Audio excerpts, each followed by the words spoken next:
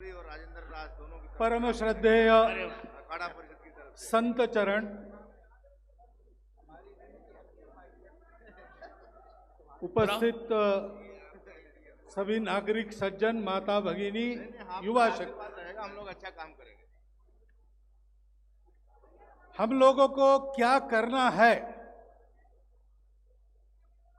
इसके बारे में तो आपको एक आधिकारिक उपदेश अब तक मिला है। करना हमको है, ये ध्यान में रखना पड़ेगा।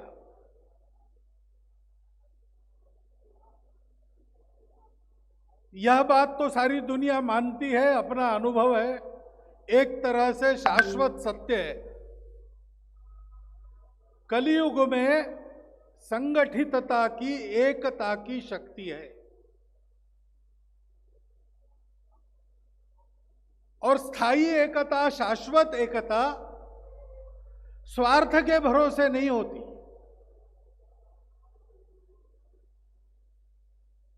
भय से नहीं होती। भय आदमियों को ज्यादा दिन बांध के रख नहीं सकता।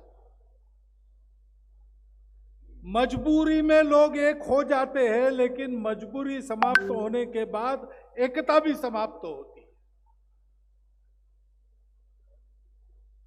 और एक होते समय अहंकार को छोड़ा नहीं तो एकता टूट जाती है। ऐसा किस्सा मैंने सुना है कि देवों की और राक्षसों की लड़ाई से, बार बार लड़ाई से विश्व की बहुत हानि होती थी। तो ब्रह्मा जी तंग आ गए और उन्होंने दोनों को बुलाया कि ये रोज रोज का झगड़ा बंद करो, स्वर्ग का राज किसको मिलना है, यही झगड़ा है ना, तो कल एक रेस खेलेंगे हम लोग। उस रेस में जो विजयी होगा उसको और उसकी पार्टी को राज्य मिलेगा। तो क्या रेस है? तो यहां से स्वर्ग तक एक सीढ़ी बनाना और उस पर से चढ़कर स्वर्ग के अंदर प्रवेश करना। सीढ़ी जिनकी पहली बनेगी और जिसका प्रवेश पहले होगा वो और उसकी पार्टी को राज्य मिलेगा। दूसरे दिन तैयार होकर सब लोग आए। देवों का दल एक तरफ, राक्षसों का दल एक तरफ। अपनी सीढ़ी खुद बनानी है। ब्रह्मा जी ने स्पर्धा को शुरू करने का संकेत देते ही सब लोग शुरू हो गए। अब देवों का स्वभाव कैसे है? वो देव स्वभाव है। कोई भी काम करेंगे तो लोगों को जोड़कर करेंगे। कोई भी काम करेंगे तो लोगों को जोड़ने के लिए करेंगे। धर्म पर चलने वाले लोग हैं तो सब जिससे जुड़ जाते हैं, सब जिससे उन्नत होते हैं, सबको जिसमें सब सदा सर्वदा सुख मिलता है, ऐसा ही काम करेंगे। वो तुरंत जितने देव थे उतने जुड़ गए। उन्होंने एक मंडल बनाया। उनके कंधे पर बाकी कुछ चढ़ गए। उन्होंने दूसरा, जैसे दही हांडी के समारोह में वो दही की हांडी तक पहुंचा जाता है, गोपुरम पिरामिड बना के, ऐसा उनका होने लगा। लेकिन बहुत ऊंचा जाना था स्वर्ग तक, तो बीच बीच में किसी का कंधा उचक जाता था तो पूरा गिर जाता था। फिर से बनाओ, बन ही नहीं रहा था। और राक्षस तो राक्षस बुद्धि के ठहरे, उनको बाकी लोगों से लेना देना क्या है? अपने स्वार्थ को पूरा करने के लिए उन्होंने प्रकृति पर आक्रमण किया। बड़े बड़े शिखर तोड़ के लाने लगे पैड़ियां बनाने के लिए। बड़ी बड़ी बिल्डिंगें थी शहरों में, उसकी दीवारें तोड़ के लाने लगे। पशु पक्षी पर्वतों में रहने वाले, जंगलों में रहने वाले भागने लगे, त्राही त्राही हो गए। लोग भी उधर उधर भागने लगे। सारी दुनिया त्राही त्राही करने लगी, इनको कोई परवाह नहीं। सबसे बड़ी पैड़ी एक सबसे पुराने और बलशाली राक्षस ने दूर हिमालय में जाकर एक विशाल उसका शिखर उखाड़ के ले आया, बिछा दिया और कहा ये मेरी पटरी। उस पर दूसरे छोटे छोटे ऐसे बनने लगे। अब ऐसा जब होता है कि परिस्थिति कुछ संभली नहीं जा रही, तो परिस्थिति को संभालने वाला संतुलन का तत्व अपने आप पर बार बार किसी न किसी रूप में आता है। कई बार नारद मुनि के रूप में आता है। तो नारद मुनि ये सारा दृश्य देख के निकले नारायण नारायण करते, और इंद्र को जाके पूछा कि क्या हो रहा है भैया आप लोगों का, आज लड़ाई झगड़ा कुछ नहीं, कोई खेल चल रहा है? तो हाँ महाराज खेल तो चल रहा है, लेकिन चल क्या रही, बिगड़ रहा है। हम सब धर्म मानने वाले लोग हैं, हम धर्म सम्मत पद्धति से काम कर रहे हैं, हो ही नहीं रहा, बार बार करना पड़ता है। बहुत लंबा समय, ये तो जीत जाएंगे, जीतने के बाद भी दुनिया का कल्याण ही करेंगे। हम अच्छे हैं लेकिन हमको नहीं मिल रहा है। तो नारद मुनि ने कहा कि देखो तुम इसका विचार मत करो, अगर अच्छा है और सत्य है तो उस पर चलो, उससे नुकसान नफे का विचार मत करो। स्वार्थ का विचार करोगे काम नहीं होगा। संगच्छध्वम संवदध्वम समो मनावसी जानताम, ऐसा आगे बढ़ना है। मजबूरी नहीं, भय नहीं, स्वार्थ नहीं, अहंकार भी नहीं। मिलके बार बार प्रयास करो, बार बार प्रयास करो, होके रहेगा। अगर सत्य है तो सत्य सेना दलों के भार से मरता नहीं, वो बार बार सर पे चढ़ के बोलता है। फिर गए राक्षसों के पास, उनको भी वही पूछा, तो बड़ी पैड़ी डाल के उस पर वो सबसे पुराना राक्षस खड़ा था, क्योंकि पैड़ी अगर हिलने लगी तो ऊपर का सब गिर जाएगा। तो जिसने पैड़ी लाई वो खड़ा होता था। पूछा उसको क्या हो रहा है? तो बोले मुनि महाराज कुछ दिन के बाद आपको ये नारायण नारायण बंद करना पड़ेगा। सीढ़ी बन रही, हम लोग जाएंगे, हमारी बन जाएंगी, सब हम जाएंगे स्वर्ग में, तो राज्य हमारा हो जाएगा। फिर आपके ये सब खेल बंद करने पड़ेंगे। हम बोले अच्छा आप लोग राजा बनने वाले हो? राजा कौन बनेगा? बोले हम। अरे हम यहाँ सब थोड़ी बनते, कोई तो एक होगा। हाँ, तो बोले उसका तो ऐसा है कि जो पहले अंदर जाएगा वो राजा बनेगा, उसकी पार्टी को राज्य तंत्र मिलेगा। तो बोले पहले अंदर जाएगा यानी कौन?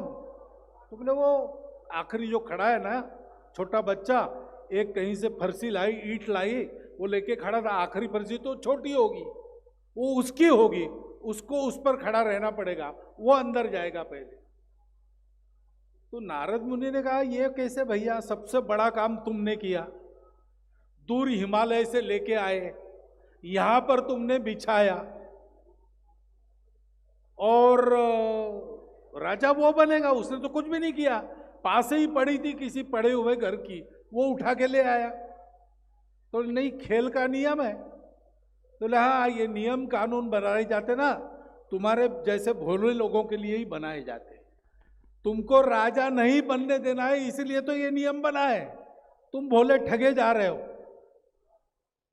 तो उसने कहा ऐसे कैसे? तो बने तो क्या सबसे पुराने तुम हो, सबसे बड़ा काम तुमने किया, सबसे ज्यादा परिश्रम तुम्हारा है, तुम नीचे इस पर खड़े हो तब तक ऊपर बनता रहेगा, और अब राजा बनने का चांस आ गया तो तुमको कुछ नहीं। नारायण नारायण ऐसे कहते नारद मुनि चले गए, लेकिन इसके दिमाग में तो कीड़ा डाल दिया। उसने काम रोक दिया, सबको बुलाया, नीचे आओ नीचे आओ, बात करो। पूछा उसने राजा कौन बनेगा? तो बोले भाई राजा जो पहला जाएगा वो जाएगा, छोटा बच्चा। तो बोले वो कैसे बनेगा, वो तो छोटा बच्चा है, सबसे कम काम, कुछ आता देता कुछ नहीं, मैं पुराना हूं, इतने सालों से काम कर रहा हूं, ये पैड़ी लाई है मैंने, सबसे ज्यादा परिश्रम मेरा है। तो बोले नहीं भैया खेल का नियम है। तो बोले ऐसा खेल हमको नहीं खेलना, आप मुझे राजा बनाओगे तो मैं खेलूंगा, नहीं तो नहीं खेलूंगा। उन्होंने कहा ये हो नहीं सकता भाई, नियम है, ब्रह्मा जी ने बनाया है, कोई नहीं उसको तोड़ सकता। तो बोले ठीक है फिर हमको खेलना नहीं, हमने अपना सामान लाया था वो लेते हैं और हम घर वापस जाते हैं। उसने अपना वो बड़ा पत्थर निकाल लिया और घर चला गया, उधर सारा गिर गया। तात्पर्य है कि हमको अगर ऐसा होना है, पूरे समाज को एक करना है, तो अहंकार को भूलकर, स्वार्थ को छोड़कर, निर्भय होकर और मजबूरी से नहीं, प्रेम से अपनों के लिए काम करना पड़ेगा। यहां पर प्रभु रामचंद्र जी ने जो प्रतिज्ञा की थी, निश्चरहीन करऊ मही भुजय उठाए प्रणकीन, वो कोई अपने लिए नहीं की थी, उनका कोई संबंध नहीं था। 14 साल जैसे तैसे जंगल में गुजारते, वापस जाते, अयोध्या का राजा बन जाते। राक्षसों से झगड़ा मोल लेके सारे कष्ट ही तो भोगे, लेकिन ये झगड़ा उन्होंने खुद को मोल लिया, वो स्वार्थ का काम नहीं था, उसमें अहंकार भी नहीं था। हर बार उन्होंने शक्तियों की पूजा की है, संतों की पूजा, सबके सामने नम्र हुए। और एक रामायण में तो कहानी ऐसी है कि रावण को बाण लगा, मृत्यु भूमि पर पड़ा है, रणभूमि में, तो लक्ष्मण जी को राम कहते हैं कि जाकर रावण को नम्रता पूर्वक प्रणाम करो और राज्य प्रशासन की विद्या उससे सीख लो, वो सबसे बड़ा विद्वान है। इस नम्रता के साथ उन्होंने काम किया, निस्वार्थ बुद्धि से किया, उनकी कोई मजबूरी नहीं थी ये करने की। और राक्षसों से, अधर्म से लड़ाई करते समय उनके मन में भय भी कुछ नहीं था। महाराज जी ने कहा है, धर्म के विग्रह रूप राम के जैसा बनने से प्रारंभ करना पड़ेगा। उसी का अनुकरण नाना जी ने किया। यहां अपने लिए काम नहीं किया, अपनों के लिए काम किया। नाना जी कर सकते तो हम भी कर सकते। नाना जी कोई ऐसे अपने आप थोड़ी बने, बचपन से बनते रहे, बन गए। हम अभी शुरू करें, हम भी बन जाएंगे। और इसलिए उस बनने के लिए कुछ करना पड़ेगा। वो क्या करना पड़ेगा, मैं एक एक पंक्ति बताता हूं, आप लोग दोहराइए। ये एक संकल्प है जो आज हमको लेना है, प्रामाणिक मन से लेना है। सभा का रिवाज इस नाते नहीं लेना है, अपने मन से लेना है और उसका पूरा होते तक पालन करना है। वो संकल्प मैं आपको एक एक पंक्ति बताता हूं। संतों से विनम्र निवेदन है, अनुरोध है, वे भी इसको दोहराए। संकल्प मैं पढ़ता हूं, पंक्ति पंक्ति आप उसको पुनरुच्चारित करें। मैं, कहिए, मैं हिंदू संस्कृति का धर्म योद्धा, मैं हिंदू संस्कृति का धर्म योद्धा, मर्यादा पुरुषोत्तम प्रभु श्री राम जी की, मर्यादा पुरुषोत्तम प्रभु श्री राम की संकल्प स्थली पर सर्वशक्तिमान परमेश्वर को, सर्वशक्तिमान परमेश्वर को साक्षी मानकर संकल्प लेता हूं, संकल्प लेता हूं। महिलाएं कहे संकल्प लेती है, संकल्प लेता हूं कि मैं अपने पवित्र हिंदू धर्म, हिंदू संस्कृति एवं हिंदू समाज के संरक्षण, संवर्धन एवं सुरक्षा के लिए आजीवन कार्य करूंगा। मैं प्रतिज्ञा करता हूं कि किसी भी हिंदू भाई को हिंदू धर्म से विमुख नहीं होने दूंगा, तथा जो भाई धर्म छोड़कर चले गए हैं, उनकी भी घर वापसी के लिए कार्य करूंगा एवं उन्हें परिवार का हिस्सा बनाऊंगा। मैं प्रतिज्ञा करता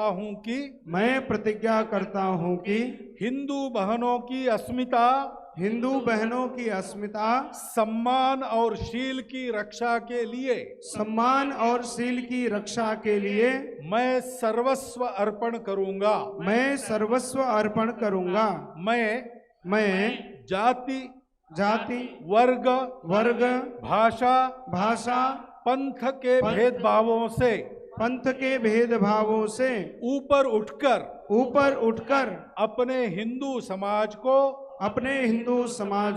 समरस, सशक्त और अभेद्य बनाने के लिए पूरी शक्ति से कार्य करूंगा। भारत माता की जय। भारत माता की जय।